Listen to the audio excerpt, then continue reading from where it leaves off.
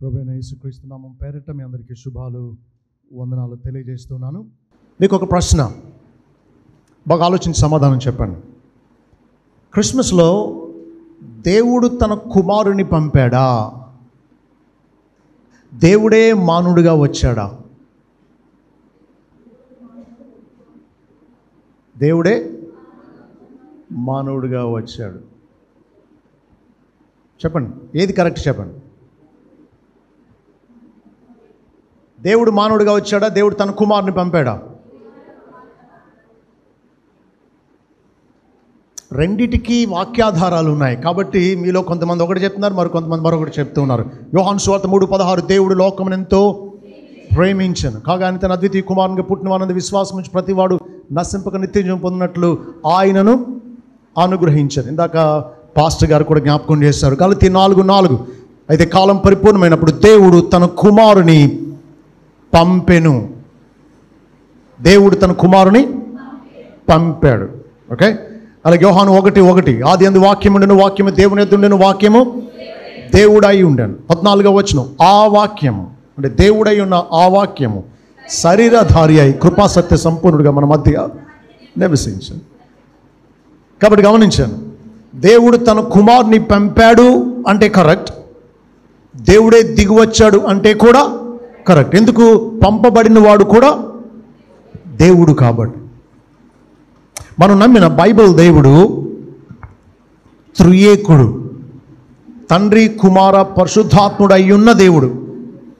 కాబట్టి యేసుక్రీస్తు ఎవరు అంటే త్రిత్వంలో రెండవ వ్యక్తి, తండ్రితో సమానుడు, నిత్యము ఉండేటువంటి వాడు.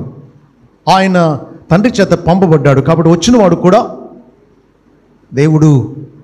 అందువల్ల దేవుని కుమారుడి లోకానికి పంపబడ్డాడు అన్న కరెక్టే, దేవుడే మానవుడిగా దిగి వచ్చాడు అన్న కరెక్టే. ఒక భక్తుడు ఇలా అన్నాడు, we are saved from God, by God, for God అన్నాడు. We are saved from God's wrath, by God's grace, for God's glory అని. యేసుక్రీస్తు రక్షకుడుగా ఈ లోకానికి వచ్చాడు. యేసు అంటే రక్షకుడు అని అర్థం.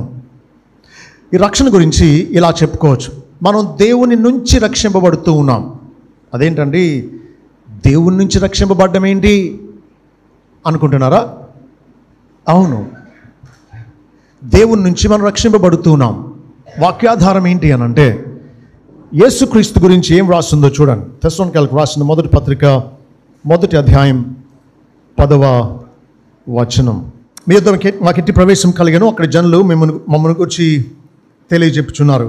మరియు మీరు విగ్రహములను విడిచిపెట్టి జీవం గలవాడను సత్యవంతునకు దేవునికి దాసులగుటకు దేవుని మృతుల నుండి లేపిన యేసు అనగా రాబో ఉగ్రతని మనల్ని తప్పించున్నాను కుమారుడు యేసు పరలోకంలో వచ్చినని ఎదురు చూచుటకును మీరు ఎలాగో దేవుని వైపు తిరుగుతారో ఆ సంగతి వారే తెలియజేస్తున్నారు. చూడండి, ఇక్కడ యేసుక్రీస్తు గురించి మాట్లాడుతూ అంటున్నాడు, దేవుడు మృతుల్లో నుండి లేపిన యేసు అనగా, చూడండి, యేసు అనగా రాబోవు ఉగ్రత నుండి మనల్ని తప్పించుచున్న ఆయన కుమారుడని యేసు అంటున్నాడు.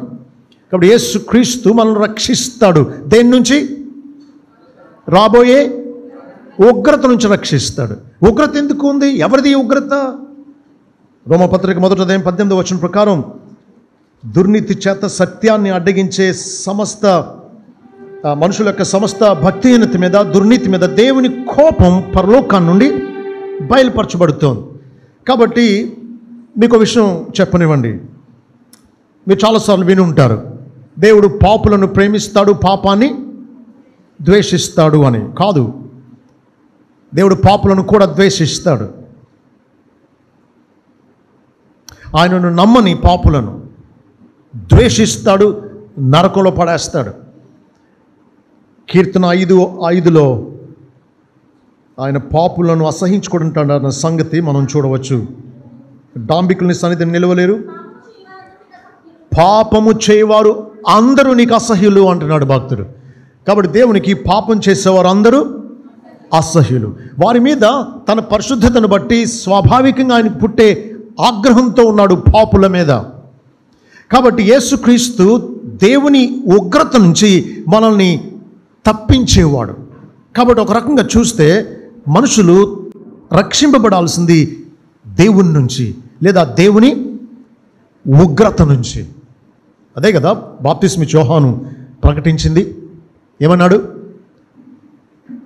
మారు మనసు పొందండి, రాబోయే ఉగ్రతను తప్పించుకోండి అన్నాడు కదా. కాబట్టి ఉగ్రత దేవునిది, పాపుల మీద న్యాయంగా ఆయన కుమ్మరించేది. అలాంటి న్యాయమైన దైవ ఉగ్రత మనం పొందడానికి అర్హులం.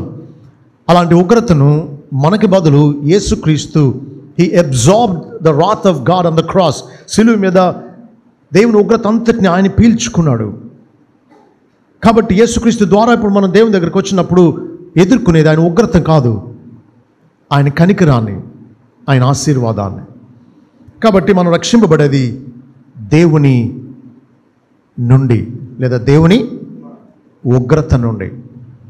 రెండవది, we are saved from God by God. మనం రక్షింపబడేది దేవుని కృపను బట్టి. ఆయన కృపచేత రక్షిస్తూ ఉన్నాడు. మనం అర్హులమని కాదు, మనం ఏదో మంచి వాళ్ళమని ఉపయోగపడతామని కాదు, కేవలం ఆయన కృపచేత రక్షించాడు. నేను ఒక ఉదాహరణ విన్నాను, చాలా ఏడ్చాను, లిటరల్గా ఏడ్చాను నేను. సంగతి ఏంటో చూడండి. ఒక చర్చిలో మీటింగ్ జరుగుతోంది. అంతంలో, వారం మధ్యలో జరిగేటువంటి కూడిక.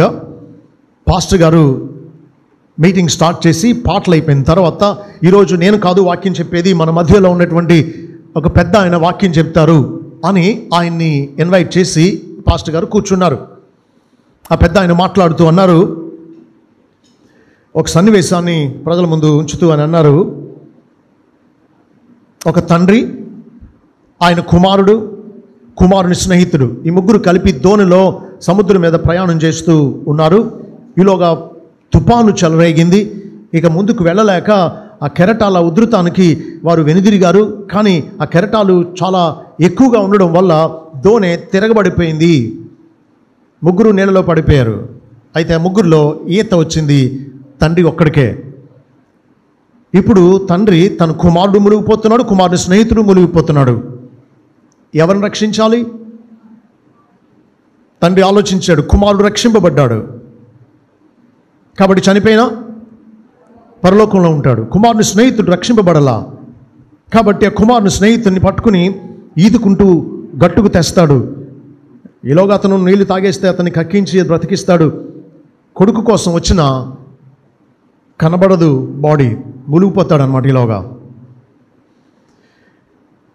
ఈ విషయం చెప్పి పెద్ద ఆయన అన్నారట, దేవుని ప్రేమ ఎంత గొప్పదో నాకు ఈ విషయం ద్వారా అర్థమైంది అని చెప్పి ఇంకా ముగింపు మాటలు చెప్పి ఆయన కూర్చున్నారు. పాస్టర్ గారు వచ్చి ఫైనల్ ప్రేయర్ చేసి మీటింగ్ ముగించారు. ఎక్కడో అక్కడికి వెళ్ళిపోతూ ఉన్నారు. ఈలోగా ఇద్దరు యవనస్తులు పెద్ద ఆయన దగ్గరకు వచ్చి అన్నారట, ఏమండి చెప్పేది అతకాలండి, నోటికొచ్చినట్టు ఏది ఇష్టమైతే అది చెప్పకూడదండి. ఎవడండి కొడుకు ప్రమాదంలో ఉంటే కొడుకును రక్షించడానికి బదులు కొడుకు స్నేహితుని రక్షించేది? అతకాలండి అన్నారట. అప్పుడు పెద్ద ఆయన అన్నాడట, మీకు అతకలేదేమో, ఇది వాస్తవం, జరిగిన సంగతి. నేను చెప్పిన స్టోరీలో తండ్రిని నేను, నా కుమారుని స్నేహితుడేమి పాస్టర్ గారని చెప్పాడట. యవనస్తులు బెత్తరపోయి, నిజమా ఇది? ఒకవేళ ఎవరో గురించి చెప్పునుంటే ఇంకా అనుమానం ఉండును మాకు. మీరు మీ కుమారుని బదులు కుమారుని స్నేహితుని రక్షించడం, ఆయనేమో బ్రతికిన తర్వాత రక్షింపబడ్డం, సేవ చేయడం, నిర్ఘాంతపోయారట. నాకు ఎందుకు ఏడుపు వచ్చిందంటే, నాకు కొడుకున్నాడు, నా కొడుకు ప్రమాదంలో ఉంటే లోకమంతా ఏమైపోయినా నాకు అక్కర్లా, నా కొడుకుని బ్రతికించుకుంటా. నాకు ఏది దుఃఖం పుట్టించిందంటే, నేను చేయలేని పని నా కోసం దేవుడు చేశాడు. నన్ను బ్రతికించడం కోసం ఆయన కుమారుని సిలువగా అప్పగించాడు. ఇంతకంటే ప్రేమ ఉంటుందా? ఆలోచించండి. నీ కోసం నా కోసం ఆయన కుమారుని మన కోసం అప్పగించడానికి వెనుక తీయలేదు ఈయన. What love, what grace! ఇంత ప్రేమ, ఇంత కృప ప్రపంచంలో ఎక్కడుంటుంది చెప్పండి? We are saved by grace. కృపచేత రక్షింపబడుతున్నాం. దేవుని ఉగ్రత నుంచి రక్షింపబడుతున్నాం. దేవుని కృపచేత రక్షింపబడుతున్నాం. ఎందుకో తెలుసా? We are saved for God. దేవుని కోసం రక్షింపబడుతున్నాం. We are saved for the glory of God. దేవుని మహిమ కోసం రక్షింపబడుతూ ఉన్నాం. ఎఫెసీ 1:4 మనం చూస్తాం, తన కృపా మహిమకు కీర్తి కలగడానికి దేవుడు జగత్తుకు పునాది వేయక ముందే మనల్ని క్రీస్తునందు ఏర్పరచుకున్నాడు. తన మహిమ కోసం మనం రక్షించుకున్నాడు. కాబట్టి గమనించండి, మనం దేవుని నుండి రక్షింపబడుతున్నాం. అంటే దేవుని ఉగ్రత నుండి. మనం దేవుని వల్ల రక్షింపబడుతున్నాం. అంటే దేవుని కృప వల్ల రక్షింపబడుతున్నాం. మనం దేవుని కొరకు రక్షింపబడుతున్నాం. అంటే దేవుని మహిమ కొరకు రక్షింపబడుతున్నాం. We are saved from God, by God, for God, from his wrath, by his grace, for his glory. అందుకే క్రిస్మస్. అందుకే దేవుడు మానవుడిగా దిగి వచ్చాడు. 1 తిమోతి 2:5 అంటాడు, దేవుడు ఒక్కడే, దేవునికి నీ నరులకును మధ్యవర్తియు ఒక్కడే, ఆయన క్రీస్తు యేసు అను నరుడు. బైబిల్ చెప్పే తిరుగులేని సత్యం. దేవుడు ఒక్కడే. ఆయన త్రియేకుడు, అయితే ఆయన ఒక్కడే. దేవునికి నీ నరులకును మధ్యవర్తియు ఒక్కడే, ఆయన క్రీస్తు యేసు అను నరుడు అంటున్నాడు. మధ్యవర్తి ఎవరికి అవసరం, ఎప్పుడు అవసరం చెప్పండి? మధ్యవర్తి అవసరం ఎందుకు వస్తుంది? గట్టిగా చెప్పండి. మధ్యవర్తి ఎందుకు అవసరం, ఎప్పుడు అవసరం?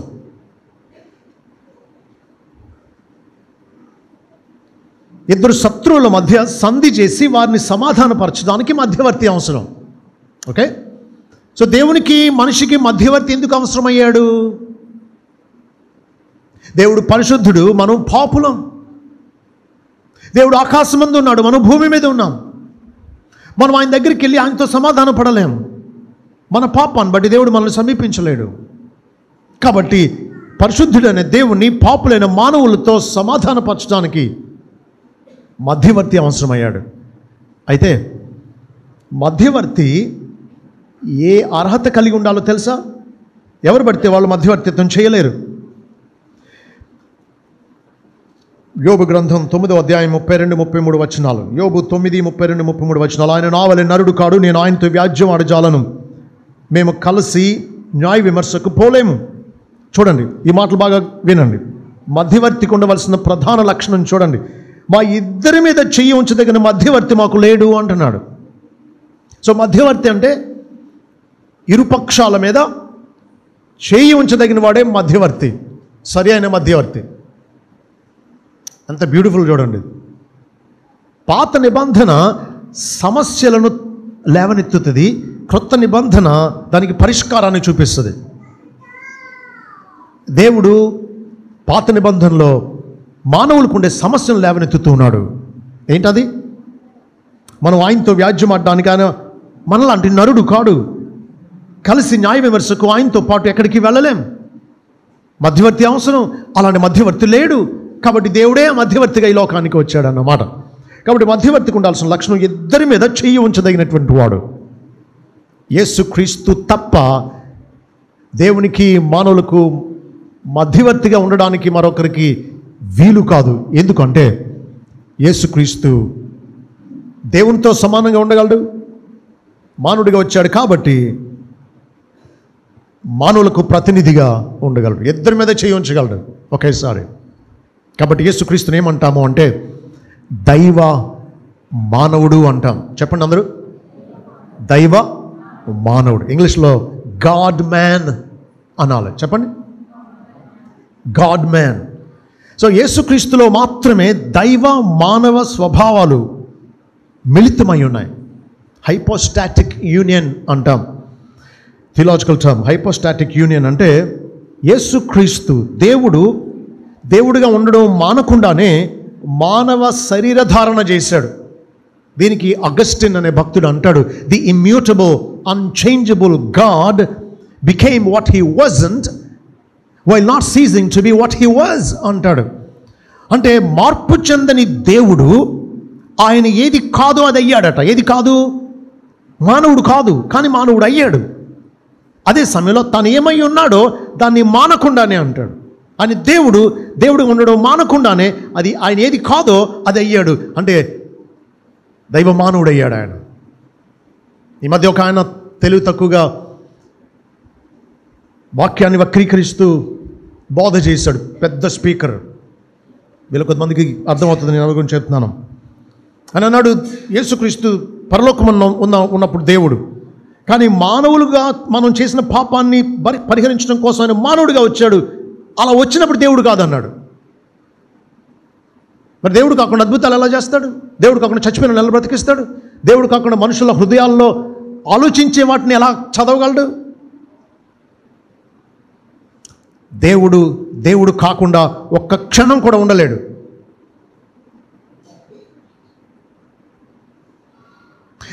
కాబట్టి ఆయన కెనోసిస్ అంటాం. అంటే ఆయన తను రిక్తునిగా చేసుకున్నాడు, ఖాళీ చేసుకున్నాడు. అంటే ఖాళీ చేసుకున్నది దైవత్వాన్ని కాదు, దైవ మహిమను కాదనుకున్నాడు. తండ్రితో సమానంగా ఉంటూ కోట్లాది దూతల చేత ఎల్లప్పుడూ మహిమపరచబడే దాన్ని అమ్మో వదిలేస్తే అలా అనుకోలా. ఫిలిప్పి 2:6లో మనం చూస్తాం, ఆయన దేవునితో సమానంగా ఉన్నట్టు విడిచిపెట్టుకోవడానికి భాగ్యమని ఎంచుకొనగా తను రిక్తునిగా చేసుకున్నాడు. He emptied himself. కాబట్టి ఆయన ఖాళీ చేసుకున్నది దైవత్వాన్ని కాదు, దైవ అధికారాన్ని, దైవ మహిమను, ఆ పరలోకపు ఐశ్వర్యాన్ని కాదనుకుని వచ్చాడు ఈ లోకానికి. కాబట్టి ఆయన దేవుడు మానవుడయ్యాడు. కాబట్టి ఆయన ఏమనాలి? దైవ మానవుడు అనాలి. తప్పు బోధలన్నీ కూడా ఎక్కడో చోట యేసుక్రీస్తు యొక్క ఇలాంటి దైవ మానవ స్వభావాలు కలిగి ఉన్నటువంటి అద్భుతమైనటువంటి వ్యక్తిగా ఆయన్ని చూడడంలో పొరపాటు పడడం వల్లే తప్పు బోధలన్నీ బయలుదేరినాయి. యేసుక్రీస్తు దైవ మానవుడు. ఆయన తప్ప పరిశుద్ధులైన దేవుణ్ణి, పాపులైన మనుషులను సంధి చేసి ఐక్యపరిచేవాళ్ళు మానవ చరిత్రలో మరొకరు లేరు. ఇందాక పాస్టర్ గారు మాట్లాడుతూ ఉంటే నా కోసం ఆయన మార్గం సిద్ధం చేసినట్టు అయింది. నేను సిద్ధపడి వచ్చిన వాక్య భాగం ఏంటి అంటే గలతీ పత్రిక 4వ అధ్యాయం 1-7 వచనాలు చదువుతున్నాను. దయచేసి మీ బైబిల్స్ తీసి చూడండి, మీ చెవులతో దేవుని మాటలు శ్రద్ధగా వినండి. గలతీ పత్రిక 4వ అధ్యాయం 1-7 వచనాలు. మరి నేను చెప్పినది ఏమనగా, వారసుడు అన్నిటికీ కర్త అయినను బాలుడైనంత కాలము అతనికిని దాసునికిని ఏ భేదమును లేదు. తండ్రి చేత నిర్ణయింపబడిన దినము వచ్చే వరకు అతడు సంరక్షకుల యొక్కయు గృహ నిర్వాహకుల యొక్కయు ఆధీనములో ఉండును. అటువలే మనమును బాలురమై ఉన్నప్పుడు లోక సంబంధమైన మూలపాఠములకు లోబడి దాసులమై ఉంటుమి. అయితే కాలము పరిపూర్ణమైనప్పుడు దేవుడు తన కుమారుని పంపెను. ఆయన స్త్రీ అందు పుట్టి మనం దత్తపుత్రులము కావాలని ధర్మశాస్త్రమునకు లోబడిన వారిని విమోచించుటకై ధర్మశాస్త్రమునకు లోబడిన వాడాయను.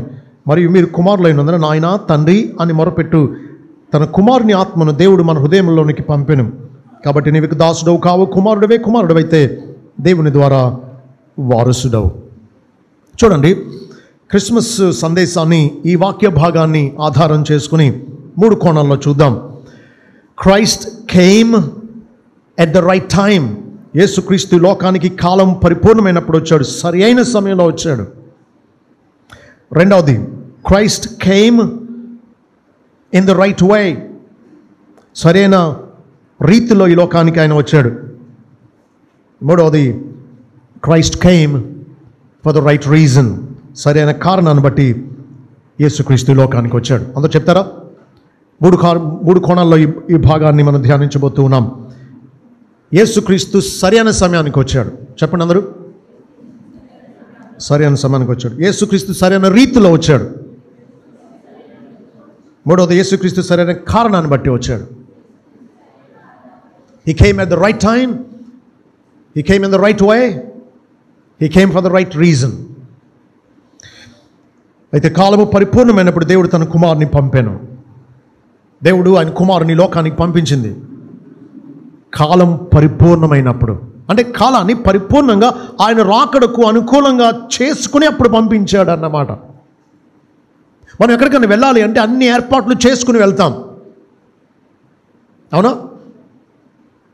టికెట్ కొనుక్కుంటాం, బ్యాగ్ సర్దుకుంటాం, అక్కడెక్కడికి వెళ్ళాలో, అక్కడెక్కడ ఉండాలో వసతి సిద్ధం చేసుకుంటాం, ఏమేం పనులు చేయాలో అన్నీ సిద్ధం చేసుకుని వెళతాం. ఒక ఉద్దేశంతో వెళతాం, సిద్ధపడి వెళతాం. మరి దేవుడు ఆదికాండం 3:15లోనే వాగ్దానం చేశాడు. క్రిస్మస్ కథ అక్కడ స్టార్ట్ అయింది. అసలు కొత్త నిబంధనలో స్టార్ట్ అవ్వాలా. ఆదికాండం 3:15లో దేవుడు మొదటి వాగ్దానాన్ని చేశాడు. సర్పంతో మాట్లాడుతూ, నీకును ఆమెకును నీ సంతానమునకును స్త్రీ సంతానమునకు వైరం కలుగు చేస్తాను. ఆయన నిన్ను మడి మీద కొడతాడు, నీవు ఆయన నిన్ను తల మీద కొడతాడు, నీవు ఆయన మడి మీద కొడతావు అన్నాడు. కాబట్టి దేవుడు పాత నిబంధన ప్రారంభం నుండే మెస్సైను పంపడానికి అంత ప్రవచించుకుంటూ వచ్చాడు కదా. కాబట్టి పంపింది అనాలోచనగా, సరే వెళ్తావా, ఇప్పుడు వెళ్ళేసేలే, లేదా కాసేపు ఆగు, మనం ఇలా మాట్లాడతాం. దేవుడు అలా కాదు. కాలం పరిపూర్ణమైనప్పుడు సరి అయిన సమయంలో అన్నీ సిద్ధం చేసుకుని తన కుమారుని పంపిస్తాడు. కాబట్టి క్రిస్మస్ పర్ఫెక్ట్ టైమింగ్లో జరిగింది. కాలం పరిపూర్ణమైనప్పుడు అంటున్నాడు. క్రీస్తు పూర్వం 4వ శతాబ్దంలో ప్రభు పుట్టాడు. ఎందుకంటే ప్రభుని చంపాలనుకున్న హేరోదు చచ్చిపోయింది 4 BCలో. వాడు చనిపోకముందే కదా యోసేపు మరియలు ప్రభుని ఐగుప్తుకు తీసుకువెళ్తారు. వాడు చనిపోయిన తర్వాత కదా వాళ్ళు వస్తారు మళ్ళా. కాబట్టి ఆ టైంలో ప్రభు పుట్టడం అనేది దేవుని నిర్ణయకాలం. దేవుడు ఏం చేసిన ప్రణాళిక ప్రకారమే చేస్తాడు, పర్ఫెక్ట్ టైం టేబుల్ ప్రకారమే చేస్తాడు.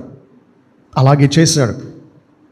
మరి దీన్ని ఎలా అర్థం చేసుకోవాలి? కాలం పరిపూర్ణమైనప్పుడు అంటే అది పరిపూర్ణమని మనకు ఎలా అర్థమవుతుంది అంటే, మన బుర్రకు అంతుపట్టగలిగిన కొన్ని సంగతులు ఏంటంటే, భౌగోళికంగా, భాషాపరంగా, రాజకీయ పరంగా, మతపరంగా అన్నీ సిద్ధం చేసుకున్నాడు. చూడండి, బబులోను చెర నుంచి ఇశ్రాయేలు విడుదల పొందారు. అప్పటి వరకు విగ్రహాలు కూడా పూజించేసేవారు ఇశ్రాయేలు దారి తప్పి. అయితే బబులోను చెర నుంచి బయటకు వచ్చిన తర్వాత వారికి విగ్రహాలు లేవు. మెస్సయ్య కోసం ఎదురు చూడడం మొదలుపెట్టారు. బానిసత్వం వారికి నేర్పిన పాఠం అది. అంతేకాదు, అలెగ్జాండర్ ద గ్రేట్ ఏం చేశాడో తెలుసా?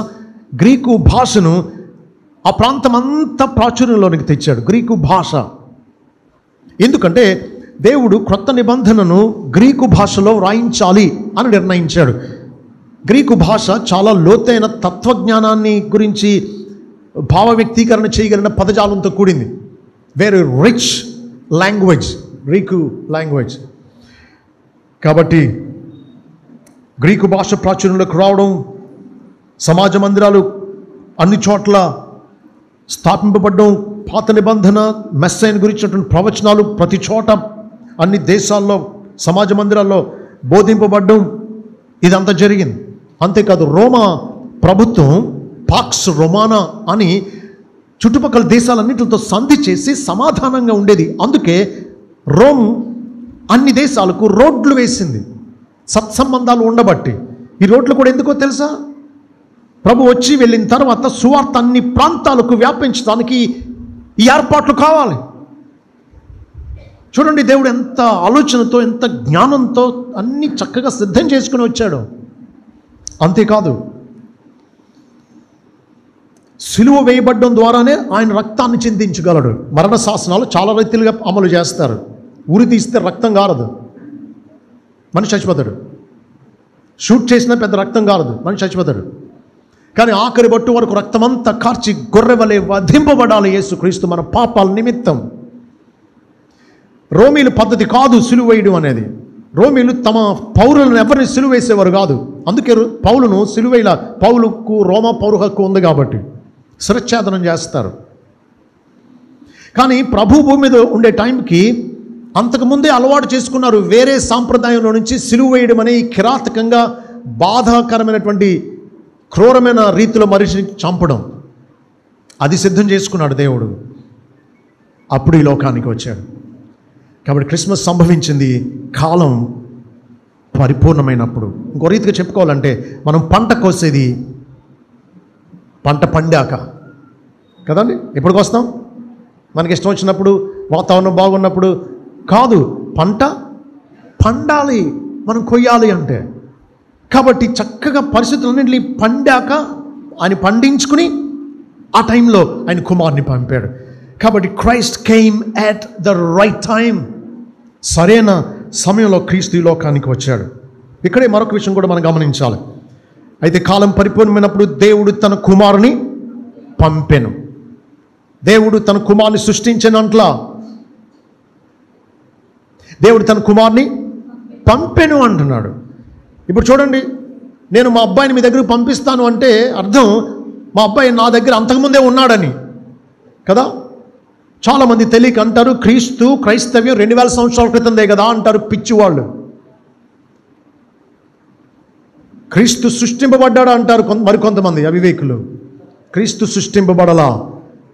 అని నిన్న నేడు నిరంతరం ఏకరీతిగా ఉన్నటువంటి వాడు, నిత్యుడు, వర్తమాన భూత భవిష్యత్ కాలాల్లో ఏకరీతిగా ఉండేటువంటి వాడు. తండ్రి ఎంత శాశ్వతుడో కుమారుడు కూడా అంతే శాశ్వతుడు, పరిశుద్ధాత్ముడు అంతే శాశ్వతుడు. దేవుడు ఆది నుండి, లేదా ఆది అంటే ఆయనకి ఆది ఉండదు, మన కోణంలో చూస్తే దేవుడు ఎల్లప్పుడూ త్రియేకుడు. కాబట్టి దేవుడు తన కుమారుని పంపాడు, పుట్టించలా.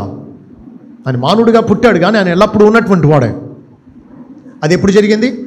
కాలం పరిపూర్ణమైనప్పుడు. రెండవది, Christ came in the right way. అయితే కాలం పరిపూర్ణమైనప్పుడు దేవుడు తన కుమారుని పంపిన అని స్త్రీ యందు పుట్టి అన్నాడు. స్త్రీకి ఎవరు పుట్టరు పురుషుని ప్రమేయం లేకుండా. బీజం పురుషునిది, బీజం పురుషునిది. మనందరం తల్లిదండ్రులకు పుట్టాం, కానీ క్రీస్తు స్త్రీకి పుట్టాడు. ఇందాక పాస్టర్ గారు ఈ రెండు కూడా జ్ఞాపకం చేశారు. ఆదికాండం 3:15 కూడా స్త్రీ సంతానంగా పిలువబడుతుంది. సంతానం స్త్రీది కాదు, పురుషునిది.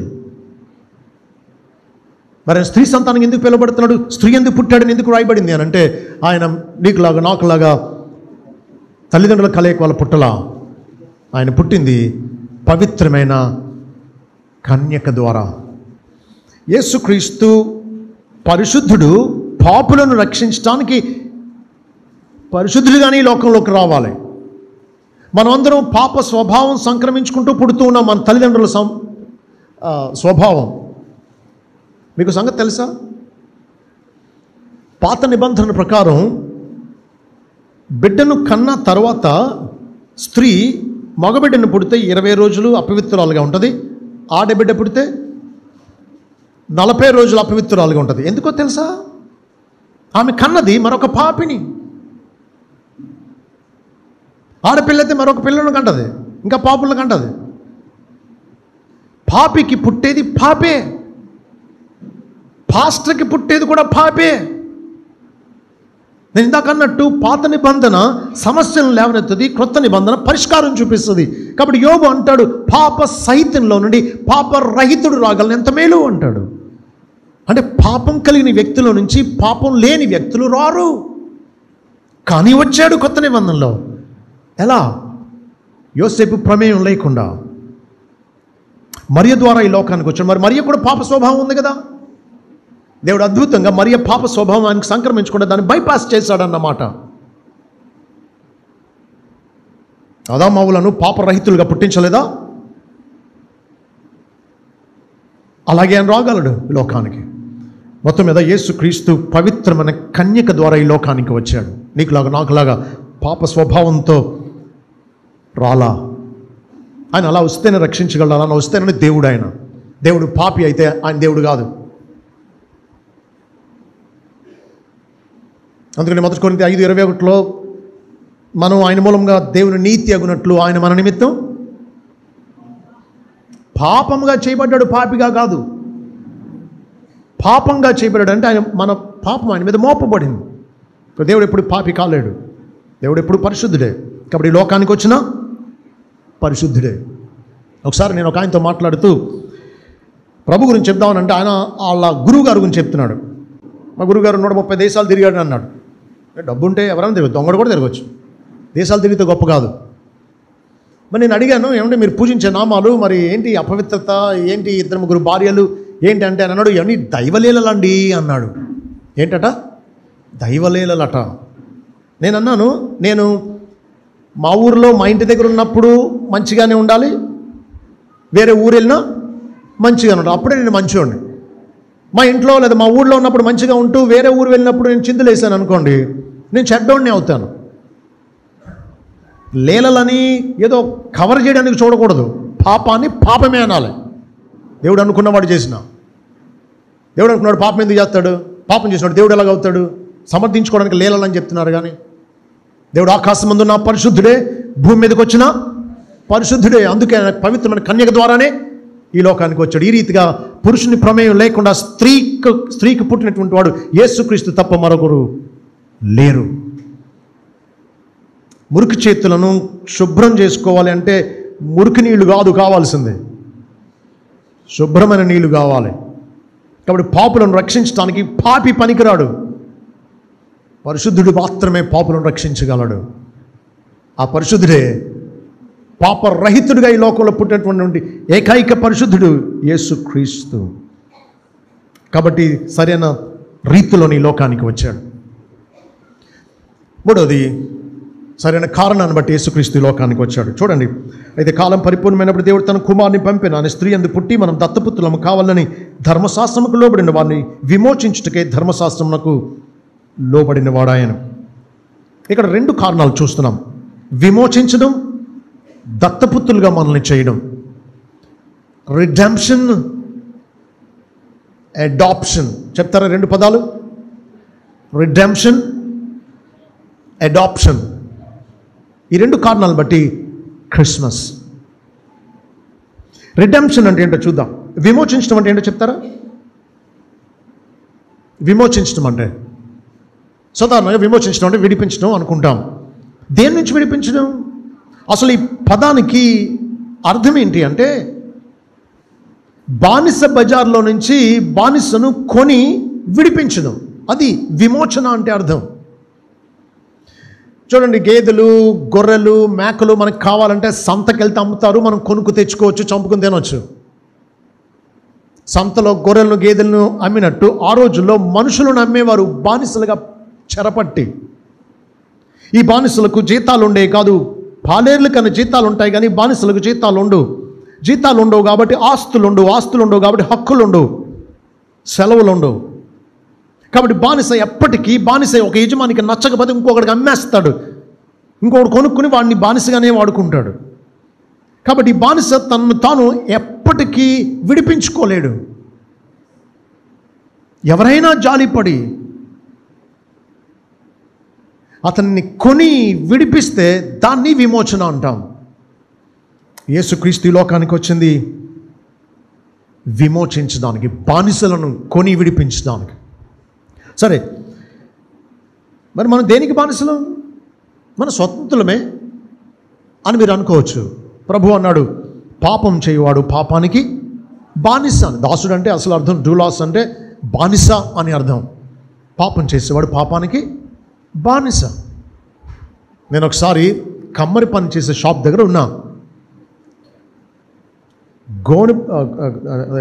గోను సంచులు కొడతారే, ఇంత పొడుగుంటుంది దబ్బలం, దాన్ని ఎర్రగా కాల్చి ఎద్దు ముక్కు దగ్గర ఈ పల్చని చర్మంలోకి మధ్యలోకి గుచ్చారు. ఎలాగా చుస్సుమని అది చిల్లు చేసేసింది. ఆ తర్వాత దాంట్లోంచి తోడేసాడు, దాన్ని లాగుతున్నాడు. ఇప్పుడు ఈ నొప్పికి దాన్ని ఎక్కువ లాగక్కర్లా, కొంచెం లాగితే నేను వచ్చేస్తానని చెప్పి వెళ్ళిపోతుంది. మనం కూడా పాపం విషయంలో ఇదే స్థితి. పాపాన్ని జయించలేం, ఎటుబడితే అటు ఏడవబడుతూ ఉన్నాం. ఒక ఆలోచన వస్తే చాలు, ఈ తాగుబోతుకి అర్ధరాత్రి లేచి వెళ్ళి ఎక్కడన్నా షాప్ ఉందేమో చూస్తాడనమాట. పొద్దున్నే లేవడం ముఖం కడుక్కునేది దీంతో. బానిస. మీరు చెప్పండి, దొంగతనానికి ఏ మందు వేస్తారు మీరు? ఒకడు అస్తమానం దొంగతనం చేస్తున్నాడు, వాడికి ఏ మందు ఇస్తారు మీరు? ఒక వ్యభిచారి, వాడికి ఏ మందు వేస్తారు? ఏ ట్రీట్మెంట్ ఇప్పిస్తారు చెప్పండి మీరు? అబద్ధానికి, మోసానికి, గర్వానికి, కోపానికి మీరు ఏ మందులు ఇవ్వగలరు చెప్పండి? మనుషులు మనం పాపానికి బానిసలం. యేసుక్రీస్తు ఎందుకు వచ్చాడో తెలిసి లోకానికి? మనల్ని తన ప్రాణం అనే వెలతో కొని విడిపించడానికి వచ్చాడు. అందుకని మత్తయి 20:28 అన్నాడు, ఎలా అనగా మనుష్య కుమారుడు పరిచారం చేయించుకుంటే రాలేదు కానీ పరిచారం చేయుటకును అనేకులకు ప్రతిగా విమోచన క్రయధనముగా తన ప్రాణమునిచ్చుటకును వచ్చెను అన్నాడు. అంటే మనల్ని విమోచించడానికి, క్రయధనంగా ప్రాణం పెట్టడానికి వచ్చాడట ఆయన. క్రయధనం అంటే మనల్ని కొనడానికి చెల్లించే వెల. కాబట్టి మనల్ని పాప బానిసత్వం నుంచి ఆయన విమోచించడానికి చెల్లించిన వెల ఎంత? తన ప్రాణం. అయితే మీకు ఒక ప్రశ్న, ఈ వెల ఎవరికి చెల్లించాడు మనల్ని విమోచించడానికి? యేసుక్రీస్తు తన ప్రాణాన్ని క్రయధనంగా ఇచ్చాడు కదా, అంటే కొనడానికి చెల్లించే డబ్బుగా. ఈ వెల ఎవరికి చెల్లించాడు? చాలామంది అనుకుంటారు సైతానికని. ఆడికి చెల్లించాల్సిన అవుతుంది. ఆడేవాడు చెల్లించింది పరిశుద్ధుడైన దేవునికి. ఎందుకు? ఆయన ఆగ్రహంతో ఉన్నాడు పాపుల మీద, చెల్లించాల్సింది ఆయనకు. కాబట్టి ఆయన ఉగ్రతను శాంతింప చేయడానికి, ఆయన న్యాయాన్ని సంతృప్తిపరచడానికి క్రీస్తు తన ప్రాణాన్ని వెలగా తండ్రికి చెల్లించాడు. కాబట్టి యేసుక్రీస్తు ఈ లోకానికి వచ్చింది క్రిస్మస్కు కారణం మనల్ని విమోచించడం. ఇవాళ నేను మహిళా కళాశాలలో వాక్యం చెప్పాను, విమెన్స్ కాలేజ్లో 2700 మంది స్టూడెంట్స్ ఉన్నారు, స్టాఫ్ కాకుండా. ఏంటి అభిమానం? అన్ని పండుగలు చేస్తారు, క్రిస్మస్ కూడా చేస్తారు, మంచిదే.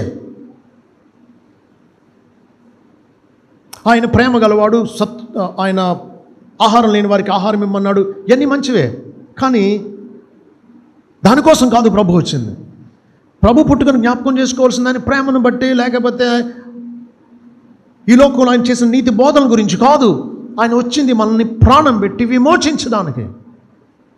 అలా విమోచింపబడకుండా ఆయన చెప్పిన ప్రేమ సూత్రాలు పాటించిన ప్రయోజనం లేదు. విమోచించడానికి వచ్చాడు. మరి మీరు విమోచింపబడ్డారా? పాప బానిసత్వం నుంచి మీరు స్వతంత్రులయ్యారా? పరీక్షించుకుందాం. రెండవది, ఆయన ఎందుకు వచ్చాడు అంటే మనం దత్తపుత్రులం కావాలని వచ్చాడు ఆయన. దత్తపుత్రులు అంటే మనల్ని ఆయన బిడ్డలుగా దత్తత తీసుకోవడానికి వచ్చాడు. ఎవరిని? పాప బంధకాల నుండి బానిసలను విమోచించి ఆయన బిడ్డలుగా చేసుకోవడానికి వచ్చాడు ఆయన. నేను స్టోరీ విన్నాను, నాకు చాలా ఆశ్చర్యం కలిగింది. అమెరికాలో ఒక జడ్జి సీట్లో కూర్చున్నాడు. ఒక యవనస్తుడైన నేరస్తుడిని తీసుకొచ్చారు. వాదోపవాదాలైన సాక్ష్యాధారాలన్నింటిని బట్టి వాడు దోషి అని జడ్జి గారు తీర్పు తీర్చి, నీకు 1 నెల జైలు శిక్ష లేదా ఒక 20,000 జురుమానా అన్నాడట. అప్పుడు వాడు అన్నాడట, నాకు తల్లిదండ్రులు లేరు, నాకు నాన్న వాళ్ళు ఎవరు లేరు, నేను రూపాయి కూడా కట్టలేను అన్నాడట. వీడిని తీసుకెళ్ళి జైల్లో పడేస్తే, జురుమానా కట్టలేడు కాబట్టి జైల్లో పడేస్తే నెలలు వీడిని పోషించాలి, ప్రభుత్వానికి పెద్ద ఖర్చు. కాబట్టి జడ్జి గారు 20,000 సరే నేను కడతానన్నాడట. ఆయన కట్టడం చాలదన్నట్టు ఏం చేశాడో తెలుసా? నాకు నాన్న వాళ్ళు ఎవరు లేరు, తల్లిదండ్రులు లేరు అని చెప్పినందుకు, అందుకేనేమో ఈయన్ని సరిగా పెంచేవాళ్ళు లేక ఇలా తయారాడని చెప్పి జాలిపడి ఆయన వేసుకున్న నల్ల కోటు తీసి ఆ కుర్చీ మీద పెట్టి నడుచుకుంటూ కిందకి దిగి వచ్చి ఆ బోన్లోకి వెళ్ళి వాడి మీద చెయ్యేసి అంటాడట, నీకెవరూ లేరా? మా ఇంటికి వస్తావా? మా ఇంట్లో ఉంటావా? నేను దత్తత తీసుకోవచ్చా? ఇలా అంటూ ఉంటే బెత్తరపోయి ఆ జడ్జి గారు ఎన్ని సంవత్సరాలు జైల్లో పడతాడో, ఎలాంటి కఠినమైన తీర్పు తీరుస్తాడో అని ఆందోళన ఉన్నటువంటి వీడికి జుర్మానా ఆయనే కట్టడం చాలదన్నట్టు ఆయన వచ్చి ఇంటికి తీసుకెళ్తాడా? ఎవరింటికి? తన ఇంటికా? అది కూడా దత్తత తీసుకుంటాడా? ఆడికి బుడబడ కారుతూ ఉన్నాయి ఆనంద బాష్పాలు. అన్నాడట ఆయన కాళ్ళ మీద పడి, నా జీవితంలో ఎవరు నాతో ఇలా ప్రేమగా మాట్లాడిన సందర్భాలు లేవు, మీ ఇంటికి వస్తా, ఇక మిగిలిన కాలం మీకోసం మీకు నచ్చినట్టు బ్రతుకుతా అన్నాడట. యేసుక్రీస్తు ఈ లోకానికి వచ్చింది నీతి బోధలు చేసి వెళ్ళడానికి కాదు, రోగాలు పోగొట్టి వెళ్ళడానికి కాదు. అని లోకానికి వచ్చింది నిన్ను నన్ను పాప బంధకాల నుంచి, పాప బానిసత్వం నుంచి, పాపాన్ని బట్టి వచ్చే దేవుని ఉగ్రత నుంచి, శాపాన్ని నుంచి విమోచించడానికి వచ్చాడు. ఇది చాలదన్నట్టు ఆయన బిడ్డలుగా దత్తత తీసుకుని, ఆయన తండ్రిగా మనం ఆయన బిడ్డలుగా తండ్రి, నాయన, అబ్బా అని పిలిచేటువంటి ఆధిక్యత మనకిస్తూ, తండ్రి ఆస్తి బిడ్డలకు వచ్చినట్టు ఆయన ఆయన రాజ్యానికి మనం వారసులం అవ్వడానికి, నీవు కుమారుడైతే వారసుడు అంటున్నాడు, అలా వారసులుగా అవ్వడానికి అలా చేయాలనే ఈ లోకానికి వచ్చాడు. మీరు టైం ఉంటే ఒక 5 నిమిషాలు తీసుకుంటా ఎక్స్ట్రా. దత్తత తీసుకోవడం అనేది ఈ లోకంలో భౌతికంగా జరుగుతుంది, దేవుడు ఆత్మీయంగా మనల్ని దత్తత తీసుకుంటున్నాడు. ఈ రెండింటికి 2 పోలికలు 4 తేడాలు ఉన్నాయి. చూద్దాం. రెండు తేడాలు ఏంటంటే, ఈ లోకంలో ఎవరైనా దత్తత తీసుకుంటే కొత్త పేరు వస్తుంది. వీడికి దత్తత తీసుకున్న వారి ఇంటి పేరు సంక్రమిస్తుంది. ప్రభు కూడా ఆయనను నమ్మి ఆయన బిడ్డలుగా చేయబడినటువంటి వారికి కొత్త పేరు ఇస్తాడు. దేవుని బిడ్డలుగా, సర్పసంతానం కాదు, దేవుని బిడ్డలుగా మనకి కొత్త పేరు ఇస్తాడు. అంతేకాదు, రెండవ పోలిక ఏంటంటే, భౌతికంగా ఎవరైనా దత్తత తీసుకుంటే అనాథకు, ఏమీ లేని వాడికి దత్తత తీసుకున్న ఐశ్వర్యవంతుని ఆస్తి, స్వాస్థ్యం దొరుకుతుంది. అలాగే దేవుణ్ణి నమ్మినటువంటి మనకు, దేవుడు మనల్ని ఆయన బిడ్డలుగా స్వీకరించడం ద్వారా ఆయన స్వాస్థ్యం మనకు కలుగుతోంది. ఓకే, ఈ రెండు పోలికలు. 4 తేడాలు చూడండి. భౌతికంగా ఎవరైనా దత్తత తీసుకునే వాళ్ళు, పిల్లలు ఉన్నవాళ్ళు పిల్లల్ని దత్తత తీసుకుంటారా? పిల్లలు లేని వాళ్ళు దత్తత తీసుకుంటారా? పిల్లలు లేని వాళ్ళు దత్తత తీసుకుంటారు. కానీ దేవుడు ఆయనకు ప్రియమైన కుమారుడు ఉన్నా మనల్ని దత్తత తీసుకుంటున్నాడు. రెండవ తేడా చూడండి. దత్తత తీసుకునేటప్పుడు నచ్చాలి. పోలియో వాళ్ళని ఎవరో దత్తత తీసుకోరు. కాలు అవ్వుకున్న వాళ్ళని ఎవరైనా దత్తత తీసుకుంటారా? చాకరీ చేయాలి కాబట్టి దత్తత తీసుకోరు. పుట్టుగుడ్డు వాళ్ళని ఎవరైనా దత్తత తీసుకుంటారా?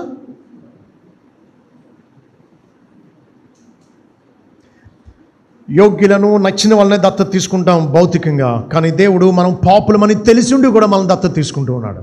అయోగ్యులు, మనకి శత్రువులు, మనకు విరోధంగా పాపం చేస్తాం, అయినా దత్తత తీసుకుంటున్నాడు. మూడవ తేడా చూడండి.